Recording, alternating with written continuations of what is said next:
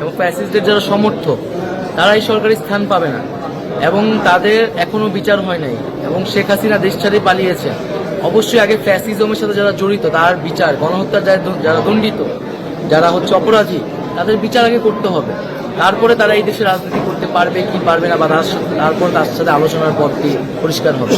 আমরা এই রেজিমের সকল গণহত্যা, পিলখানা হত্যাকাণ্ড থেকে শুরু করে এই আগস্ট এবং জুলাইয়ের যে গণহত্যা এবং এই পুরা রেজিমে যে লুটপাট, দুর্নীতি, ভোটাধিকার লঙ্ঘন, সকল কিছুরই আমরা বিচারের আওতায় আনি।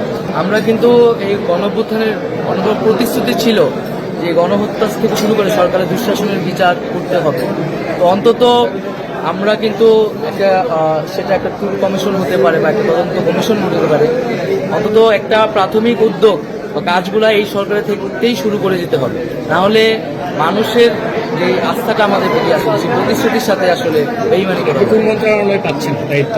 এই বিষয়ে আমরা প্রধান উপদেষ্টা সহ অন্য উপদেষ্টা এক্ষেত্রে আপনার চ্যালেঞ্জগুলো কি মনে করেন প্লিজ, যদি চ্যালেঞ্জগুলো একটু। চ্যালেঞ্জ হচ্ছে যে বাংলাদেশের মানুষ অনেক দিন ধরেই ভোটাধিকার থেকে শুরু করে রাজনৈতিক যেটাকে বলে একটা বিরাজনীতিকরণ বাংলাদেশে ঘটেছে, কিন্তু অভ্যুত্থানের ভিতর দিয়ে তো তারুণ্য জেগে উঠেছে। দ্রুত সময়ের মধ্যে আইন শৃঙ্খলা পরিবেশকে ফিরিয়ে আনা একটা চ্যালেঞ্জ হবে এবং সকল রাজনৈতিক দলগুলো, গণতান্ত্রিক দলগুলোকে একত্রে এনে একটা নতুন বাংলাদেশকে প্রস্তাবনা তৈরি করা, সে অনুযায়ী কাজ করা